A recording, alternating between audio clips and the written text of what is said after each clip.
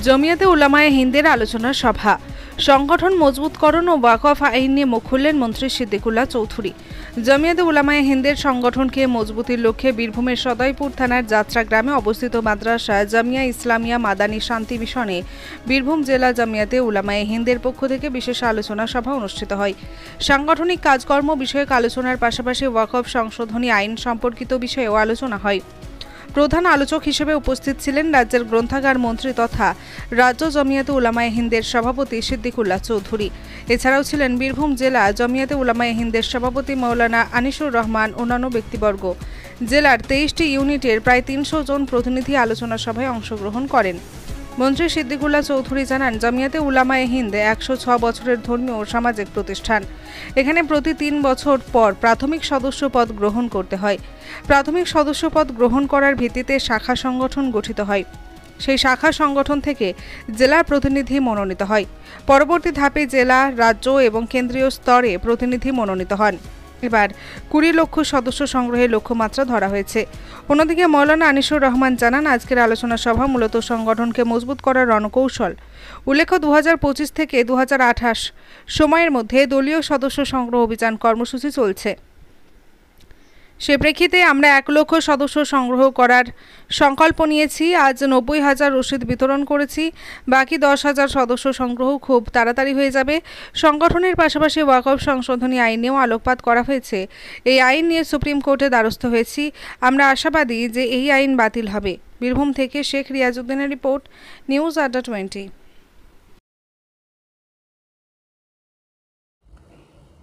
মূলত জমিয়তে উলামায়ে হিন্দ 106 বছরের ধর্মীয় এবং সামাজিক প্রতিষ্ঠান। ব্রিটিশের বিরুদ্ধে উল্লেখযোগ্যভাবে যারা আন্দোলন করেছে, সেই প্রতিষ্ঠানের সংবিধান, যেটা দস্তুরে আসাসি জমিয়তে উলামায়ে হিন্দ নামে পরিচিত, যেখানে প্রতি 3 বছর পর প্রাথমিক সদস্য পদ গ্রহণ করতে হয়। প্রাথমিক সদস্য পদ গ্রহণ করার ভিত্তিতে শাখা সংগঠন গঠিত হয়। শাখা সংগঠন থেকে জেলার প্রতিনিধি মনোনীত হয়, জেলা থেকে রাজ্যের, রাজ্য থেকে দিল্লির। এখানে প্রায় 60টি শাখা সংগঠন নতুন পুরাতন মিলে আমরা টার্গেট করেছি। 1 লক্ষ মেম্বারশিপ এখানে হবে। আজকে প্রতিটি শাখা সংগঠনের প্রতিনিধিরা এসেছিলেন, যারা জেলা কমিটিতেও আছেন। এই নিয়ে এখানে আলোচনা হলো। আমরা এই 25-28 টার্মে 20 লক্ষ টার্গেট করেছি জমিতে ওয়ার্কিং কমিটি, যে আমরা সদস্য সংগ্রহ করব। ইতিমধ্যেই 16-17 লাখ সদস্য রসিদ আমরা বিতরণের পথে আর কি।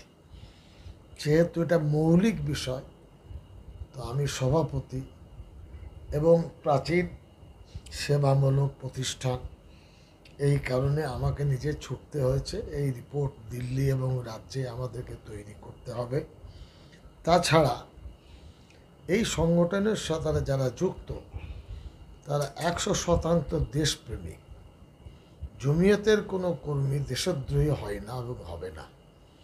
এই দেশকে আমরা ভালোবাসি। এই দেশ আমাদের পছন্দের দেশ। ভারতবর্ষের গণতান্ত্রিক পরিকাঠামো মেনে, সংবিধান মেনে এই সংবিধান চলে। আমাদের প্রায় 8 দফা লক্ষ্য উদ্দেশ্য আছে রশিদের পিছনে। সেটা মানুষকে আমরা বলতে চাইছি, জানাতে চাইছি।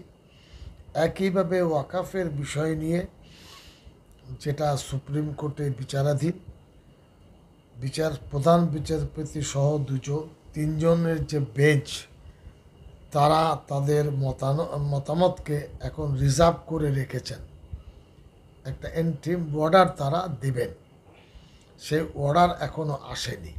সেই অর্ডার না আসা পর্যন্ত আমরা এখন কিছু বলতে পারছি না যে কোন পরিস্থিতি, কোন দিকে কী হবে। তবে আমাদের দৃঢ় বিশ্বাস, কেন্দ্রের যে কালা কানুন ওয়াকফ আইন, তার বিরুদ্ধে একটা স্বস্তির নিঃশ্বাস ভারতের মানুষরা ফেলতে পারবে। ওয়াকাফের আইন ইসলাম ধর্মে আছে। বিজেপির সলিসিটর জেনারেল তিনি নাকি বলেছেন যে ওয়াকাফ শরীয়তে নেই। পড়াশোনা কোথায় করেছেন আমি জানি না। ইসলাম ধর্মের কিছু বলতে গেলে পড়াশোনা করতে হবে, গা জোয়ারে করে মন্তব্য করলে তো হবে না। এবং আমরা আশা রাখব যে মুসলমানদের মাদ্রাসা, মসজিদ, খানকা ওয়াকাফ ইউজার হোক বা রেগুলার হোক, এ সম্পত্তি মুসলমানের কাছেই থাকবে। জোর জবরদস্তি করলে ভারতের মানুষ তখন রাস্তায় নামবেন। আপাতত তো সুপ্রিম কোর্ট আছে বলে মানুষ একটু স্বস্তিতে আছেন। এই সব আলোচনা এখানে হয়েছে। এরপরে আমরা বলেছি প্রতিটি খানকা, মাদ্রাসা, মসজিদ, বিরক্ত সম্পত্তি, কবরস্থান, ঈদগাহ এটা যেন রেকর্ড হয়। আনরেকর্ড অবস্থায় থাকলে শত্রুপক্ষরা আরও সুযোগ পাবে। আর মাদ্রাসা শিক্ষার সাথে আমরা যুক্ত, সেই শিক্ষাকে ভালো করে, যেখানে বাংলা, ইংরেজি, ভূগোল পাঠ্য তালিকায় আছে, আমরা একটা সুনাগরিক করতে চাই, দেশপ্রেমিক করতে চাই, ভালো আলেম করতে চাই। এবং জমিয়ত সারা ভারতবর্ষের 24টি রাজ্যে তাদের সংগঠন 1,20,00,000 সদস্য গতবার ছিল। এই টার্মে 2 কোটি আমাদের টার্গেটের মধ্যে আছে। এই নিয়ে আমরা এখানে এসেছিলাম। এখানে যাত্রায় মাদ্রাসা প্রাঙ্গণে জমিয়ত উলামা হিন্দ তথা রাবিতা ইসলামে আরবিয়া তথা দ্বীনি তালিম বোর্ডের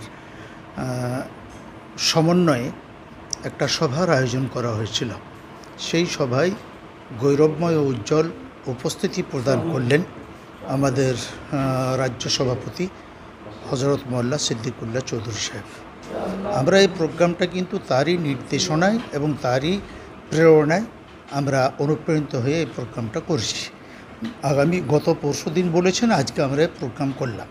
আমাদের আজকে এই প্রোগ্রামে প্রায় 23টি ইউনিট থেকে প্রায় 300-র অধিক প্রতিনিধি ও কর্মী আমাদের এখানে উপস্থিতি প্রদান করেছিলেন। আমাদের একটাই এই 2000 টার্মে 2025 থেকে 2028 টার্মে সদস্য সংগ্রহ অভিযান চলছে। আমাদের JUH জমিয়ত উলামা হিন্দ এই সংগঠনকে মজবুতিকরণের লক্ষ্যে আমরা 1 লক্ষ সদস্য সংগ্রহ করার আজকে আমরা সংকল্প নিয়েছি। আমরা প্রায় 90,000 সদস্য রসিদ আমরা আজকে বিতরণও করেছি।